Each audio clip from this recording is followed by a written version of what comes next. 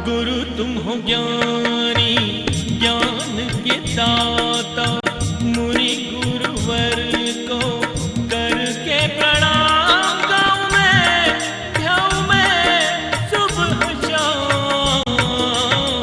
तुलक सागर एक नाम एक नाम। प्रसारण पुण्यार्जक परिवार जिन शरणम तीर्थ धाम के परम संरक्षक संघपति श्री प्रदीप मामा, प्रतिभा मामी, भोपाल। देखो आपके सभी के तरफ से सर्व बारामती वालों। ओम नमः सिद्धेभ्यः।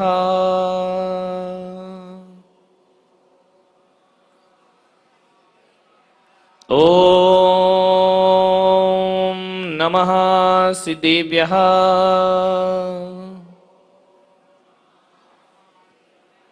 ओम नमः सिद्धेभ्यः। यदर्चा भावेन प्रमुदितमना दर्दुरेह, क्षणादाशित स्वर्गी गुणगण समृद्ध सुखनिधि। लभन्ते सद्भक्ता शिव सुख समाजम किमु तदा। महावीर स्वामी नयन पथगामी भवतु मे। महावीर स्वामी नयन पथगामी भवतु मे। महावीर स्वामी नयन पथगामी भवतु मे। प्रथम तीर्थंकर ऋषभदेव भगवान की, भगवान महावीर स्वामी की, परम पूज्य गुरुदेव आचार्य श्री पुष्पदंत सागर जी महाराज की, उत्तम त्याग धर्म की, अहिंसा परमो धर्म की।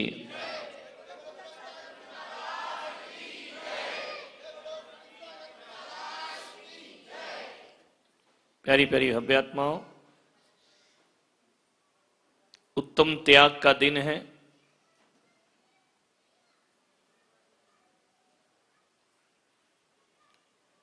और आज का यह दिन यह संदेश दे रहा है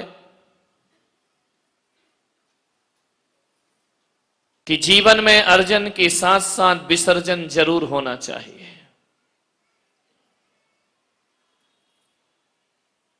संग्रह के साथ साथ त्याग होना चाहिए।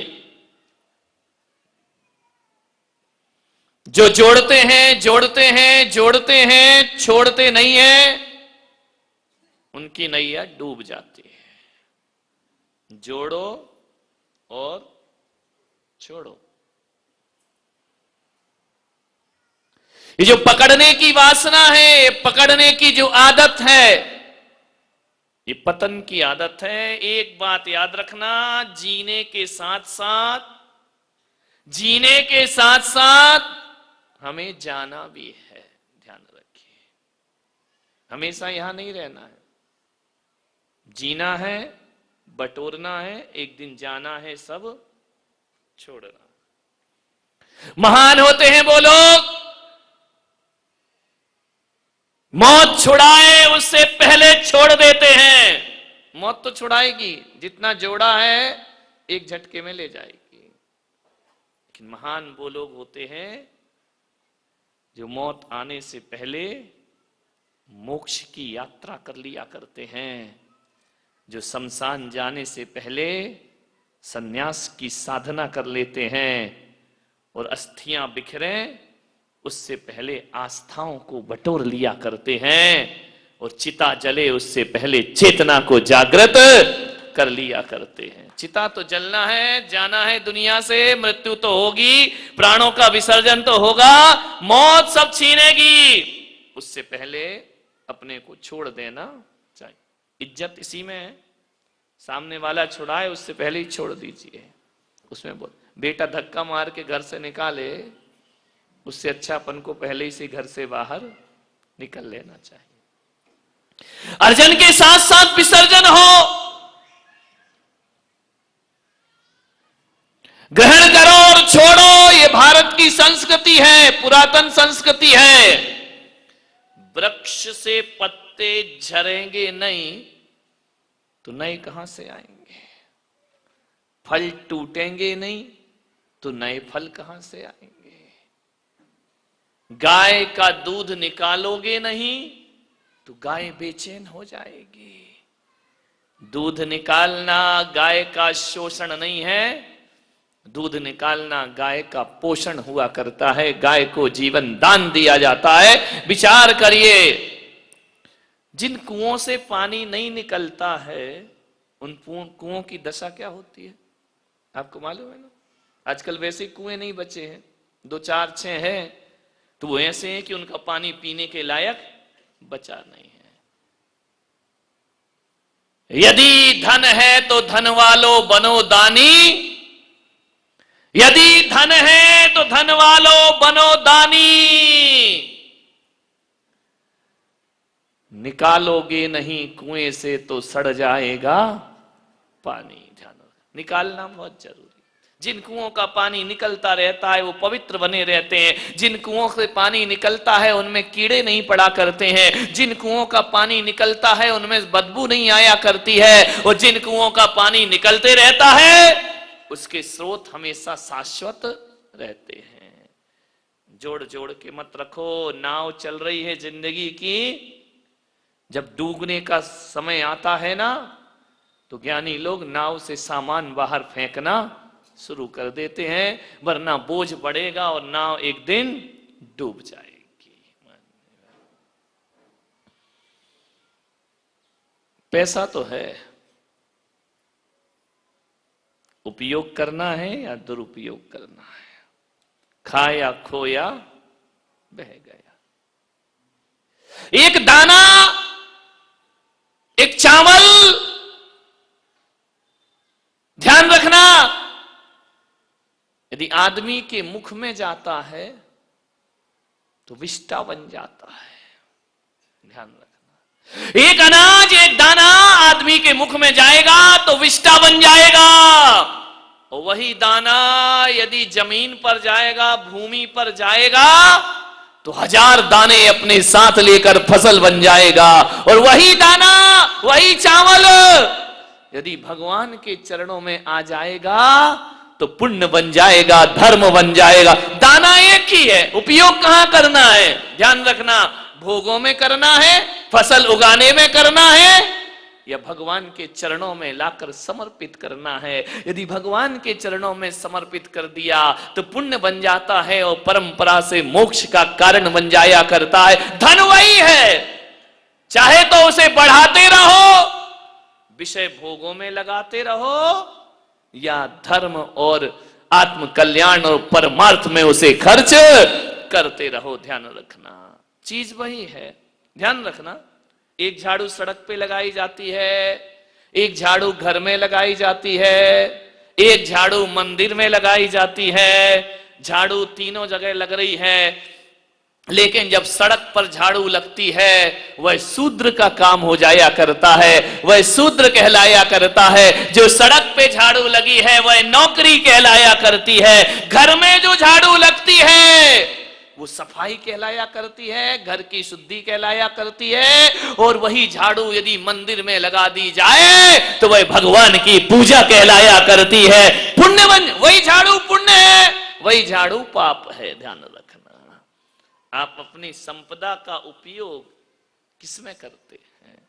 विषय भोगों में, संपदा बढ़ाने में, या प्रभु के चरणों में चढ़ाने में? ध्यान रखना, ये जो बोलियां ले लेकर पूजन पाठ कर रहे हैं, आज ये बोलियां नहीं लेते तो ये पैसा विषय भोग में खर्च होता, लेकिन आज बोलियां ले ली, धर्म, ध्यान और जिन शासन की प्रभावना में खर्च हो रहा है। ध्यान रखना, आगे जाके ये फलता है।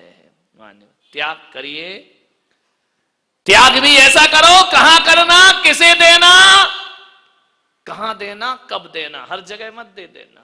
कुपात्रों को दिया दान आत्म कल्याण में कारण नहीं बना करता। सतपात्र को दान दीजिए। वही चावल यदि नाली में गिरा दोगे तो उसका कोई मूल्य नहीं हुआ करता है। और वही चावल यदि ले जा करके, वही धान, वही गेहूं, वही ज्वार यदि किसी जमीन पर, खेत पर डाल दोगे, फसल लेकर के वापिस आया करता। कहां खर्च कर रहे हैं?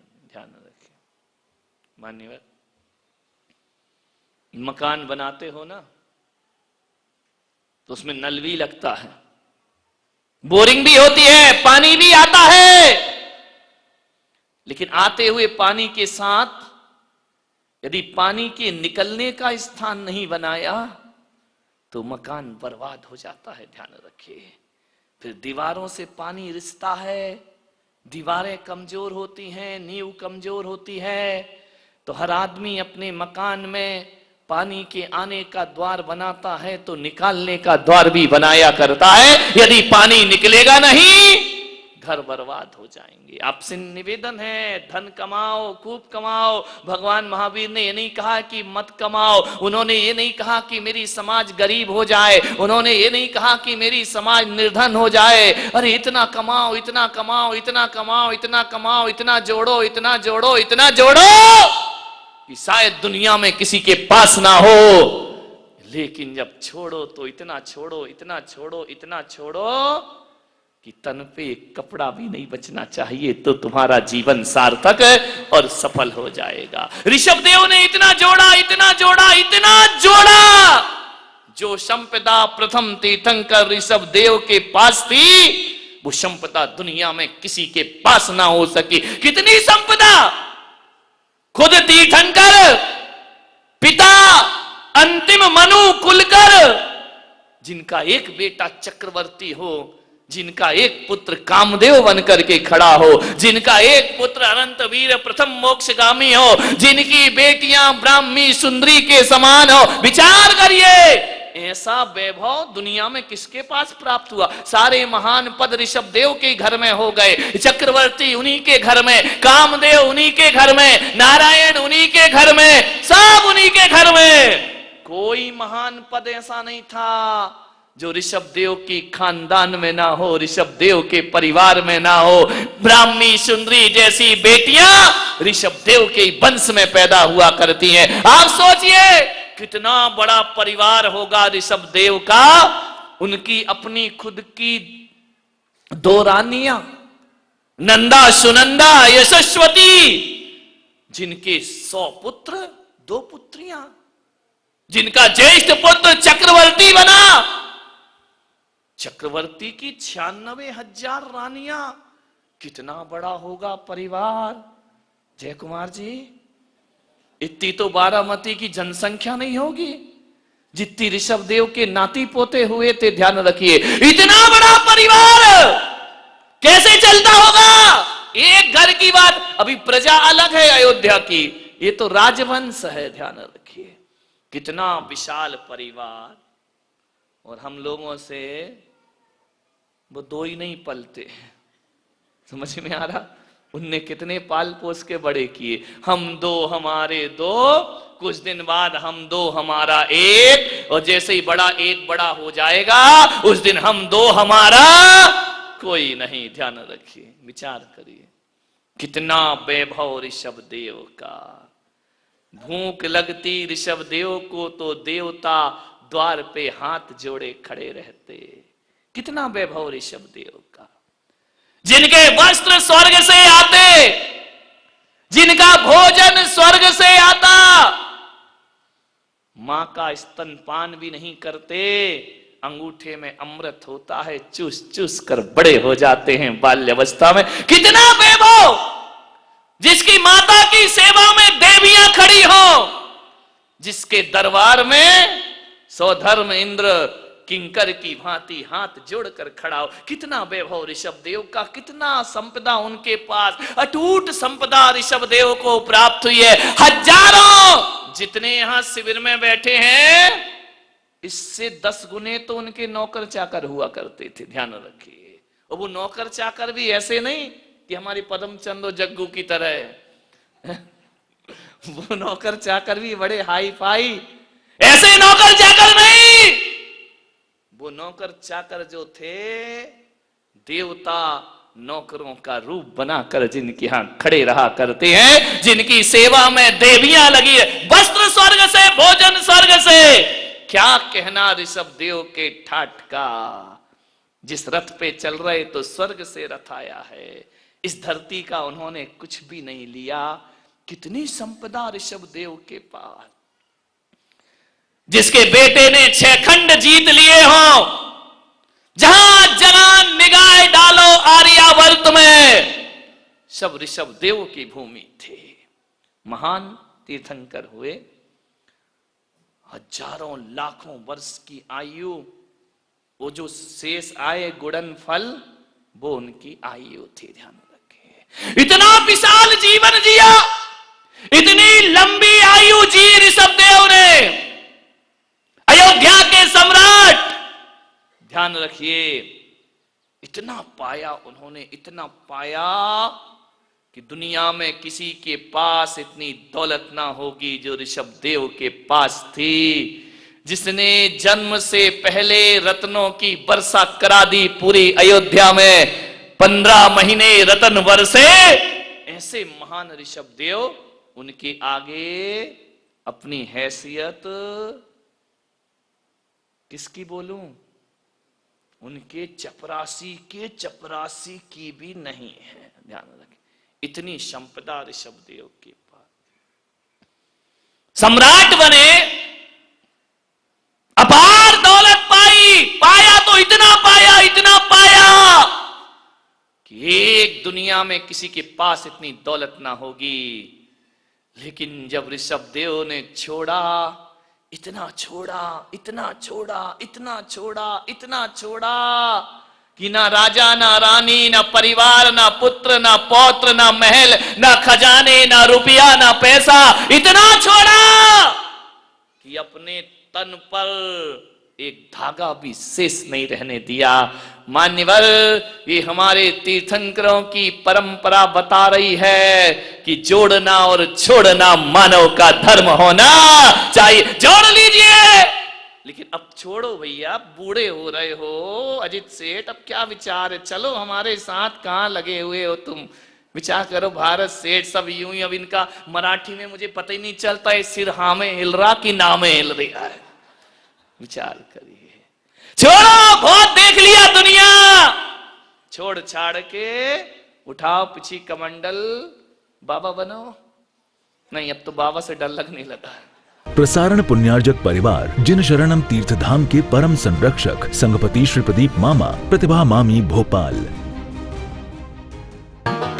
गुरु तुम हो ज्ञानी, ज्ञान के साथ